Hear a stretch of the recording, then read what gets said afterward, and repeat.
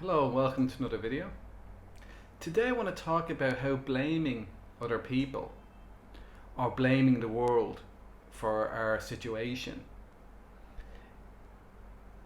so long as we kind of stay in that way of relating to things, in my experience it usually just means we're stuck. And this is not to say that bad things haven't happened and that people, do hurtful things that really impact us. It's not to say that. And it's not to say that, maybe, people deserve, well, there's no maybe about it, people do deserve the consequences of their actions.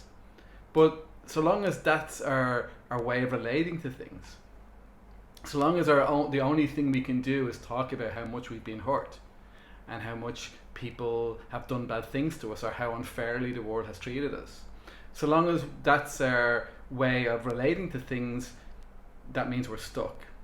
And this is something I was stuck like that for many years. And I was like this big open wound, and basically every conversation that lasted any length of time always kind of moved on to my wounds and me wanting to talk about my wounds and having wound competitions, with other people who had the bigger wounds. And during this time I would complain that nobody would help me, no one would save me. I used to have this dream. So see, my way of coping with these wounds, or to I wouldn't even say coping, that's a wrong word, but I drank a lot. I was a very enthusiastic drinker. And I used to have this daydream of somebody walking into a bar and sorting me out, like figuring out that I was really this decent person who just needed a bit of help, a bit of guidance. But of course, that never happened. And partly because, and it wasn't like, plenty of people did try to help me, plenty of people did try to talk to me. But the problem was that every time they did, all I wanted to talk about was my wounds. I couldn't get beyond the fact that I felt bad things had been done to me and that I had been treated really unfairly. I couldn't get beyond that. That was my focus. And so every solution offered was usually met with me pointing back at my wound. And this wasn't something I did intentionally, and it's not something anyone does intentionally. But it's just this kind of stuck state that we can find ourselves in, because it's almost like we just can't cope with what's happened to us. We're too traumatized by what's happened to us. And we get stuck there. And it's only by getting beyond that, or at least having the willingness to get beyond that things can really start to change. Until we're kind of caught in that kind of drama, we're just stuck. But things change. This took years. This took many years for me. I'm not saying it has to take many years for other people, and I sincerely hope it doesn't. But this is my late teens into my 20s, and even into a bit of my 30s, that this was my main kind of thing. I lightened up over the years, and I got a kind of bit less intense about it. But I was well into my 30s before I could really start to see things differently. But I had started taking action, and that's the kind of way we move on from how we start to become kind of unstuck. Is we start taking some action to deal with our issues. And this is a huge improvement, because now things can start to get better. So, and there's there didn't seem to be a magical answer for me initially with my issues. There didn't seem to be kind of a quick fix. And it was really like, a number of things and different things. I mean, as you guys know, meditation was a huge part. But for some reason, even though I would see great benefits with meditation, it was like I wanted to protect my wound. It's almost like I didn't want it to heal for a long time, which is quite kind of strange. I didn't want to let go of my grievances. I wanted to hold on to them. I wanted to hold on to my, the people who, my list of people who had hurt me, and I just didn't want to give that up. So that kind of limited the effect, with meditation and stuff. But I did stuff, and I did start taking action. And as I say, taking action, that's a great improvement. It kind of moves us in a much better direction. But the thing about the taking action and that kind of path is it kind of can easily lead on to this never-ending self-improvement project, which was kind of happening for me. This never ending, and I had a lot of it because because of my problems with alcohol. I was having to get lots of treatment for that and lots of counselling and all of that kind of stuff. But the problem with dealing with your issues is, what I found is, the issues are never ending. There's always more issues, and there's always layers to the issues. And you can go down and down and down. And yes, that for me, for my journey, there had to be some of that, and it seems to be that way for most people. And as I say, that's a huge improvement on this kind of just pointing at our wound and just wanting to talk about our wound. This actually doing stuff to improve the situation, great thing.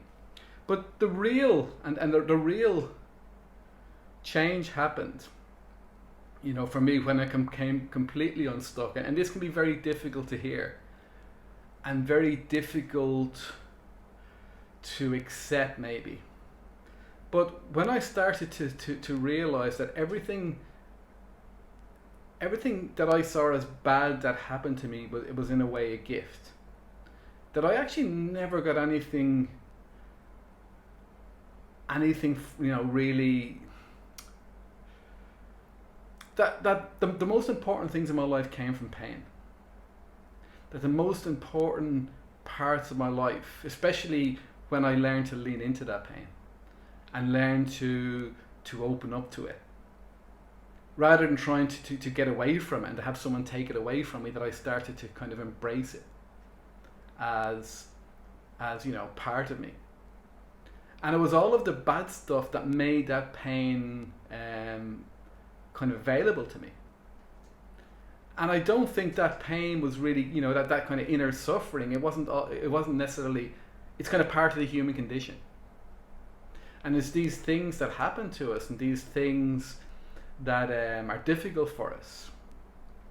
It's this that gives us the opportunity to lean into this. And when we do, something incredible starts to happen. This is where stillness is to be found. I talk a lot about stillness, and what I mean by that there's some refuge, some place inside of us where the suffering ends, and it's only available to us in those moments when we're willing to let go. And for me, the only reason I would let go was it was too painful to hold on.